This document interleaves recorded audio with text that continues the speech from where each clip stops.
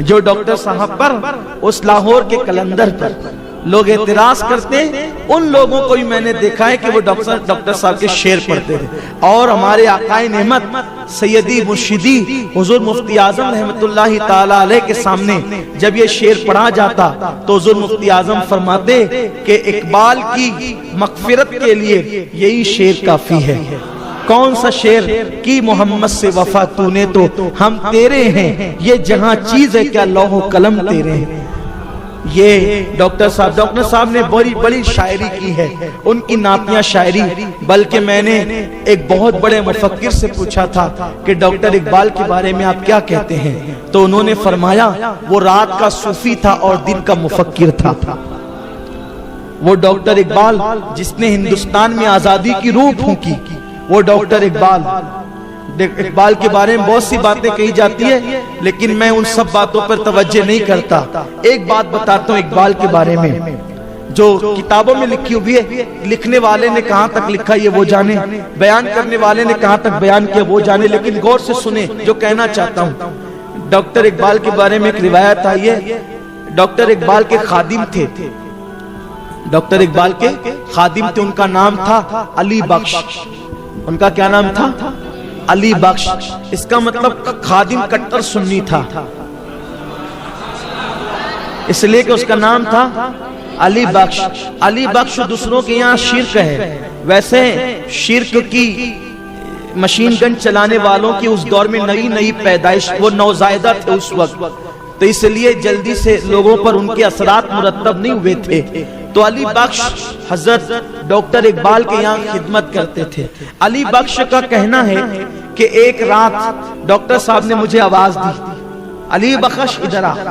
میں سو رہا تھا، تو چونکہ بڑی عقیدت تھی ڈاکٹر صاحب سے علی بخش کو، تو علی بخش اٹھ کر کے گیا کہ جا کر کے کیا دیکھا کہ ڈاکٹر صاحب کے صوفے پر ایک بہت نورانی چہرے والے بزرگ بیٹھے ہیں، اور رات کے تقریباً 2:30-3 بج رہے ہیں، آدھی سے زیادہ رات گزر چکی ہے. اور ڈاکٹر صاحب کے صوفے پر ایک بہت بڑے نورانی چہرے والے اللہ والے، ایسی وجاہت کہ میں نے اس دور میں ہندوستان میں کسی کو نہیں دیکھا تھا، کیونکہ پاکستان اس وقت تک بنا نہیں تھا.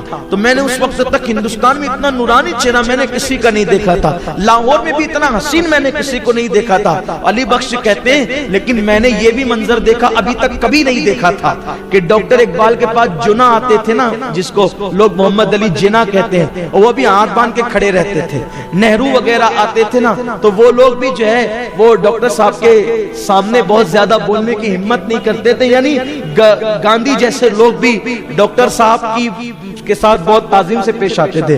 اور ڈاکٹر صاحب کا اپنا ایک مزاج تھا، شاہانہ مزاج، اور کسی کو خاطر میں نہیں لاتے تھے، ہر ایک کو خاطر میں نہیں لاتے تھے. اخلاق اپنی جگہ ہے، لیکن ہر ایک کو گھاس ڈالنا ڈاکٹر صاحب کا کام نہیں تھا.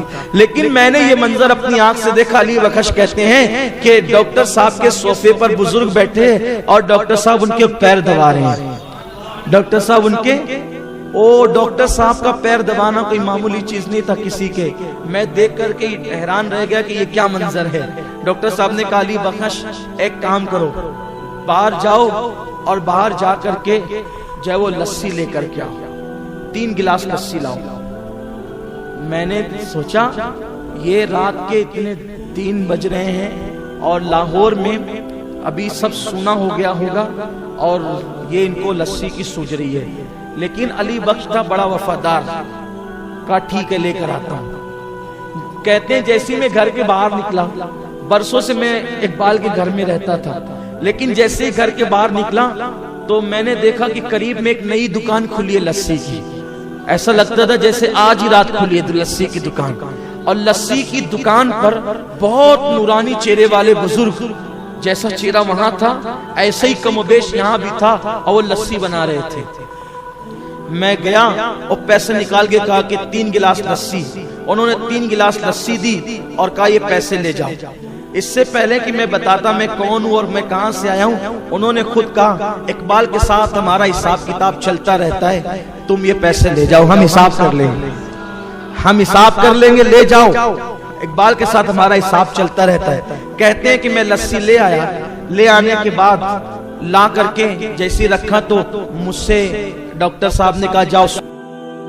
میں نے لیکن میں دیکھ رہا تھا اور ڈاکٹر صاحب نے ایک گلاس بزرگ کو پیش کیا، انہوں نے پی لی لسی، اس کے بعد دوسرا گلاس پیش کیا تو بھی پی لی، اور تیسرا گلاس پیش کیا تو کہا کہ تم پی لو۔ ڈاکٹر صاحب نے پی لیا، اس کے بعد وہ بزرگ نے کہا اچھا اب میں چلتا ہوں۔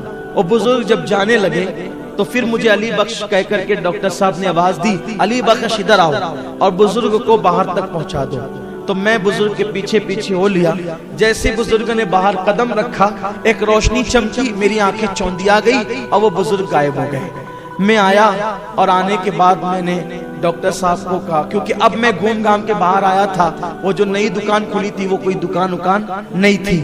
میں آیا، میں نے کہا ڈاکٹر صاحب صحیح بتانا کیا معاملہ ہے، وہ دکان بھی لگی تھی ابھی وہ دکان بھی نہیں ہے، اور یہ جو بزرگ آیا تھا یہ کون ہے، آپ پیر دبا رہے تھے، کیا معاملہ ہے؟ تو ڈاکٹر صاحب نے کہا علی بخش رہنے دو مت پوچھو۔ علی بخش ضد پر آ گئے، نہیں آپ کو بتانا ہی پڑے گا، آپ کو بتانا ہی پڑے گا۔ تو ڈاکٹر صاحب نے کہا اس شرط پہ بتاؤں گا کہ جب تک میں زندہ رہوں یہ واقعہ تم کسی کو نہیں بتاؤ گے تو بتاتا ہوں، کا وعدہ کرتا ہوں جب تک آپ زندہ رہیں گے کسی کو نہیں بتاؤں گا۔ تو ڈاکٹر صاحب نے بتایا جس بزرگ کے میں پیر دبا رہا تھا وہ سرکار غریب نواز تھے، وہ حضور غریب نواز رضی اللہ تعالیٰ تھے، اور جو تجھے لسی کی دکان پہ ملے تھے، چونکہ غریب نواز آج لاہور آئے ہوئے تھے تو ان کی مہمانی کے لیے داتا علی زوری نے لسی کی دکان لگائی۔ یہ غریب نواز کا مقام، لیکن اس میں ڈاکٹر اقبال کی عظمت سمجھ میں آتی ہے۔ اس ڈاکٹر اقبال سے کسی نے پوچھا ڈاکٹر صاحب اللہ نے آپ کی شاعری میں اتنی تاثیر کیسے عطا فرمائی؟ تو ڈاکٹر صاحب کہتے ہیں کہ جب شہد کی مکھیاں درود پڑھتی ہے تو کسیلا رس بھی میٹھا ہو جاتا ہے، تو میں نے شاعری شروع کرنے سے پہلے 1 کروڑ مرتبہ اپنے نبی پہ درود و سلام پڑھا ہے۔